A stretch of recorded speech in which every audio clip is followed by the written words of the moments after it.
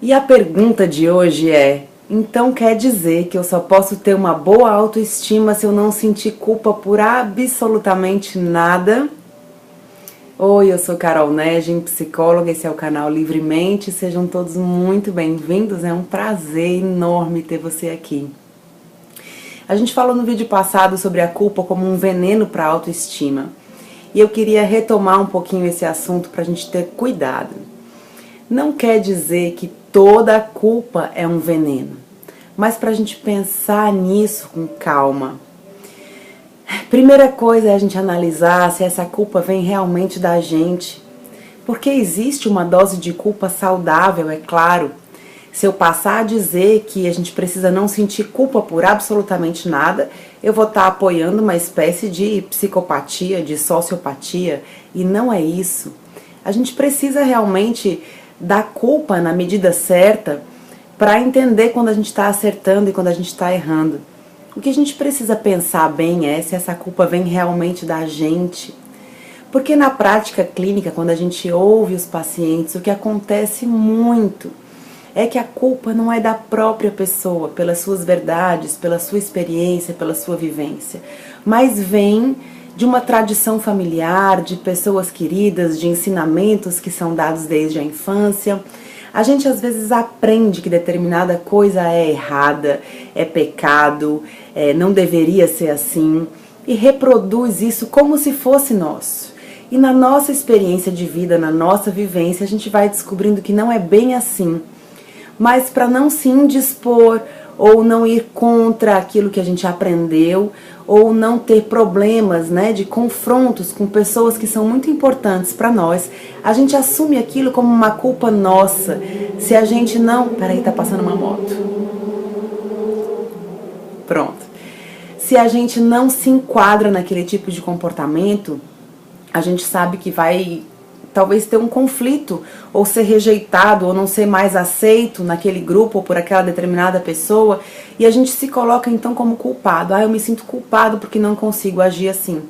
Alguns assuntos onde essa culpa gira muito, assim, que a gente vê muito comumente na clínica, é divórcio, masturbação, dinheiro, vida financeira.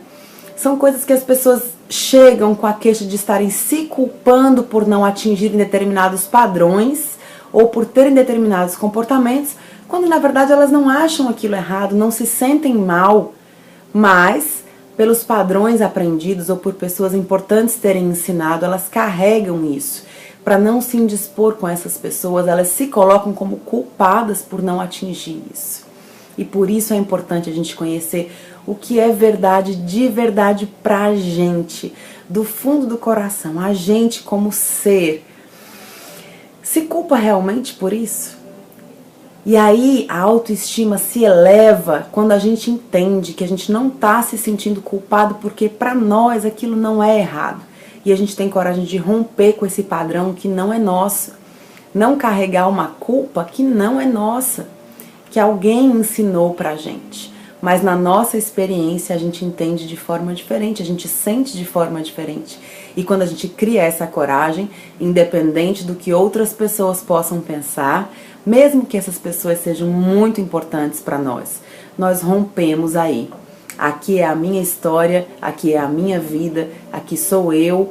Para mim isso não tá errado e eu ajo assim porque eu consigo ficar com a minha consciência tranquila, independente do que outras pessoas possam pensar. Dessa pseudo-culpa, a gente deve ser livre. Tá, Carol, tudo bem.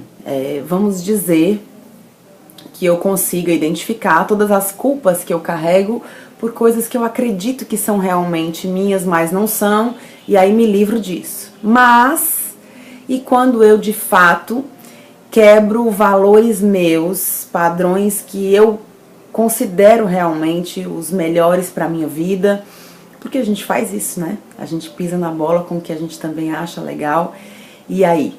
Aí, experimentar culpa é saudável.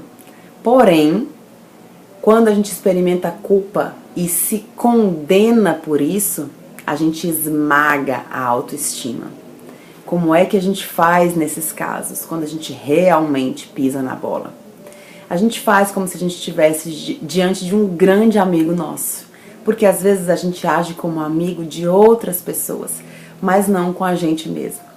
A gente precisa analisar toda a situação, entender o contexto, buscar compreender o que é que a gente estava realmente querendo, agindo daquela forma, o que é que a gente queria alcançar. E de fato a gente pisou na bola, a gente entender isso, né? Experimentar essa culpa na dose saudável, mas a partir daí aprender a lidar, a se compreender, e se arrependeu, se experimentou o remorso depois dessa culpa e o arrependimento, que significa mudança de caminho, toma outro rumo e pronto. O que a gente não pode é se condenar. A partir do momento que identificou essa culpa, colocar na cabeça: eu não presto, eu não tenho jeito, eu sou realmente uma pessoa fraca, uma pessoa de caráter ruim, e desistir. E entrar, mergulhar nessa autocondenação. Nessa hora, nós precisamos ter uma forte amizade com a gente mesmo, porque é o nosso autoconceito que vai determinar o que a gente vai fazer no futuro. Se a gente se autocondena e fecha a tampa da panela, a tendência é que a gente repita esse comportamento futuramente. Mas se a gente se compreende, analisa a situação com calma e a partir dali entende que nós temos capacidade para mudar, e nós temos, a tendência é que a gente vá se esforçar para fazer diferente numa próxima vez. O que já foi, não tem como mudar. O que a gente pode mudar é de agora para frente. E essa decisão também fortalece bastante a nossa autoestima. Eu espero que você tenha gostado do vídeo, e se você gostou, curte, se inscreve no canal se você ainda não fez isso, compartilha para as pessoas que você conhece. Mais uma vez a minha gratidão enorme por ter você aqui, e a gente se encontra no próximo vídeo.